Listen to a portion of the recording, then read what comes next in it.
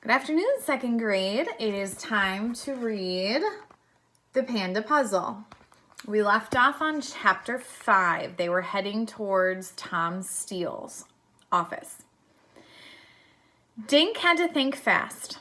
Tom Steele doesn't know we're doing a story, he said. We just decided to write a little while ago. We're hoping he'll publish it. Does he work on Sundays? Rose asked. I wouldn't be surprised, Irene said, especially after what happened to Winnie. The kids thanked Irene and headed out of the petting zoo. Pal trotted behind Josh with his long ears nearly touching the ground. Think she's the kidnapper? Dink asked. I do, said Josh. Did you see the size of her hands? She could kidnap a crocodile.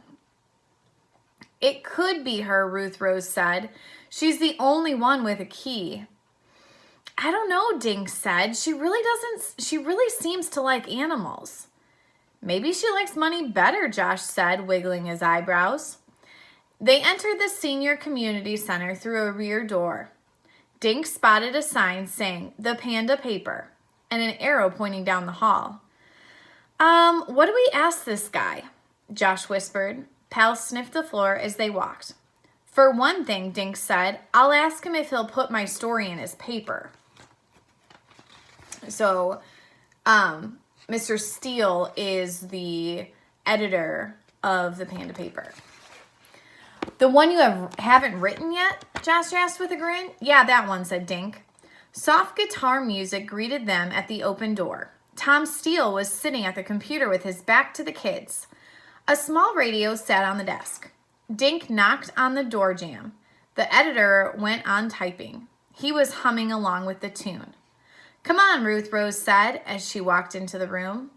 Tom Steele whirled around in his chair. You scared me, he said.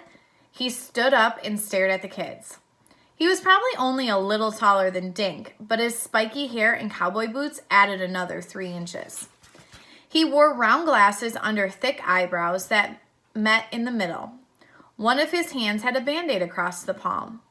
Sorry, Dink said. I'm Dink Duncan, and I'm writing a story about Winnie. This morning you said you wanted stories, so Tom raised one hairy eyebrow at Dink. You're a writer? Not yet, but I want to be when I grow up, Dink said. Tom glanced down at Pal. Who's this? His name's Pal, Josh said. He used to belong to Crooks. Huff, Tom said, sitting back down. He removed his glasses, leaned back, and plucked his boots on top of his desk. The desk was littered with paper, scissors, and a glue bottle, pencils, and an oily pizza box. Tom held up an issue of the Panda Paper. There were holes in the paper where sections had been cut out. Have you been reading any of these? He asked. And there's a picture of Mr. Steele and the kids. I wonder why he has stuff cut out of the Panda Paper. That's really interesting. We read them all, Ruth Rose said. She showed Tom her own copy. We like pandas, Josh said. Tom squinted his eyes. He stared at the tips of his boots. The only noise in the room was the ticking of a clock. I like pandas too, he said finally. If I get my hands on whoever kidnapped Winnie. He rubbed his face. Okay, write your story. If it's good, I'll print it. Could we ask you a few questions? Dink pulled out his notebook from a pocket. Tom sighed and glanced at his watch. I guess I can spare a few more minutes, he said. Do you know anyone who has a key to the panda enclosure? Dink asked. Yeah, Irene Naper does, he said. I think she's the only one. Dink nodded. Have you ever noticed anyone weird hanging around Panda Park? Josh asked. Tom shook his head slowly. Just normal-looking people like you and me, he said, grinning. Were you surprised when Ping got upset this morning, Ruth Rose asked. Sure, we all were, Tom said. Flip told me he'd never seen her so angry. Does Flip Francis visit the pandas a lot? Josh asked. Tom stood up. I have no idea, he said, and I have to get back to work. He stuck out his left hand to shake. Excuse the wrong hand. I got a bad paper cut on the other one. Thanks, Mr. Steele, Dink said, shaking the hand. He hesitated, then added, Do you know where we can find Flip Francis? Flip works at the fitness center, Tom said, pointing toward Main Street. Ruth Rose took a close look at the top of Tom's desk. Are you going to write a story about the kidnapping, Mr. Steele? She asked. The man nodded toward the mess on his desk. That's what I'm doing right now, he said. So if you'll excuse me. Dink promised to bring his story by in a couple of days. And the kids left. They hurried back down the hall, out of the back door, and into the sunshine. He's the one, Josh announced. That Band-Aid gave it away.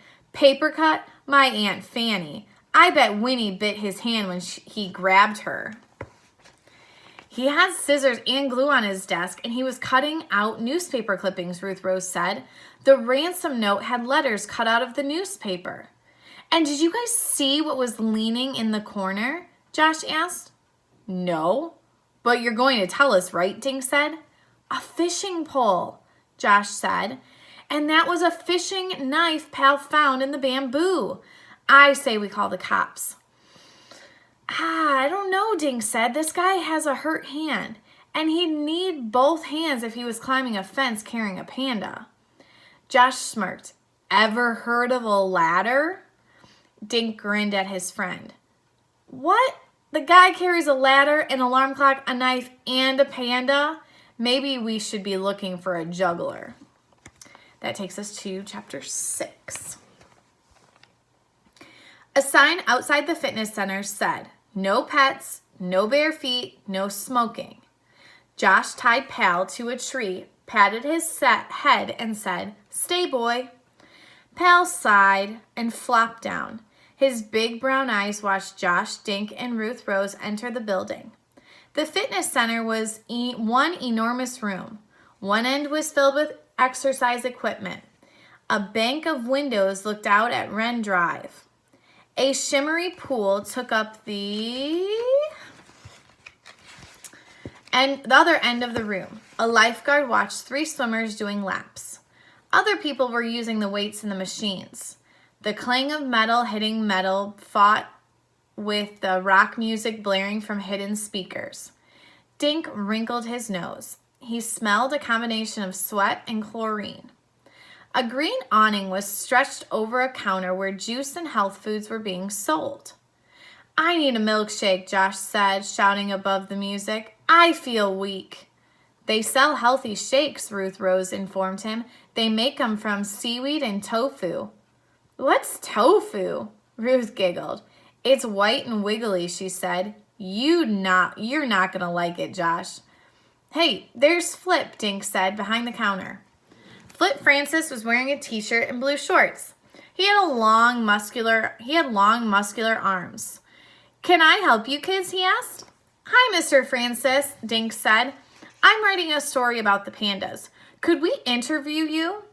Call me Flip, the man said, smiling at Dink. Who are you? Call him Dink, Josh said, eyeing the shake machine. So there's Mr. Francis and the kids and the shake machine. Flip noticed and asked, You guys thirsty? How about a shake on me?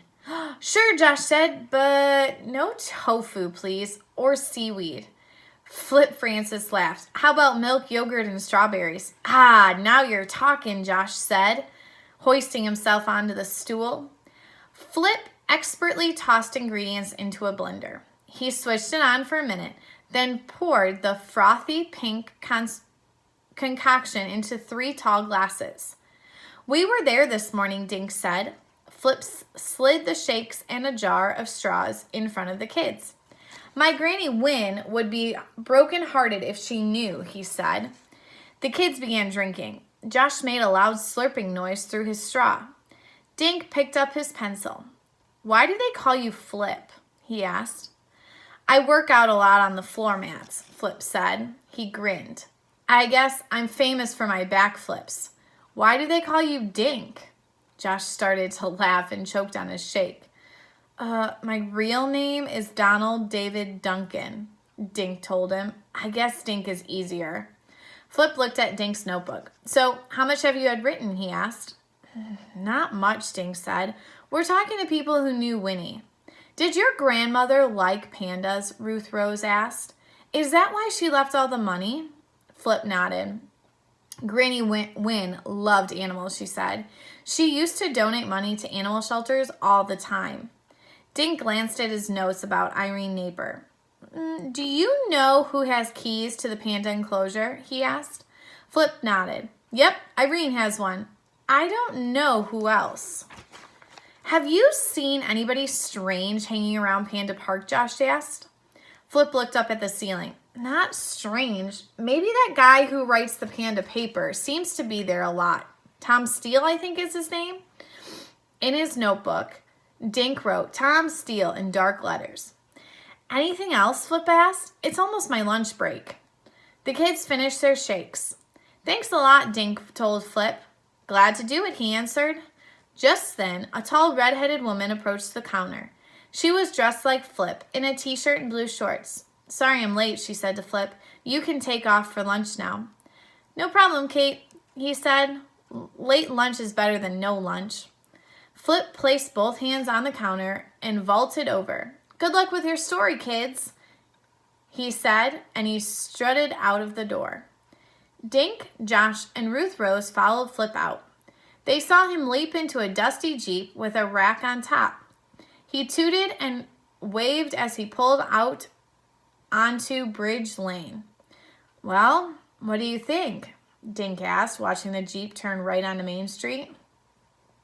He gets my vote, Josh said, untying Pal's leash from the tree. That guy could climb an 8-foot fence with one arm tied behind his back. Ruth Rose laughed. Joshua, 10 minutes ago you said the kidnapper was Tom Steele. Yeah, Dink said, and before that you were sure it was Irene Naper. So, who do you think it is? Josh asked. It could be any of them, Dink said with a sigh. He shoved his notebook into his pocket. Did you guys notice that rack on Flip's Jeep? Ruth Rose asked. I wonder if that's for a boat. I don't get it, Josh said. Maybe Flip is a fisherman, Josh, Ruth Rose said. Remember the knife? Wait a sec, Dink said. He zipped back inside the fitness center. Kate looked up and smiled at him. Come to work out? Kids get in free after 3 o'clock on Sundays. She slid 3 passes across the counter. Thanks, Dink said, slipping the pass into a pocket. Then he crossed his fingers behind his back. Flip said something about going fishing later. Do you know if he has a boat? Just an old canoe, she said, but he can't go fishing. He's working all day. Dink felt himself blush. Oh, maybe I made a mistake. See ya. He darted back outside. Canoe, he said. See, Josh crowed. That doesn't prove anything, Dink said. All 3 of the people we talked to could have done it. And time is running out for Winnie, Ruth Rose said. 8 hours till midnight. Josh looked at his watch. Yikes, he said, starting to run. I have to be home in 5 minutes. And that takes us to chapter 7. So we're going to stop there and we'll pick up chapter 7 tomorrow. Have a great day, guys. See you later.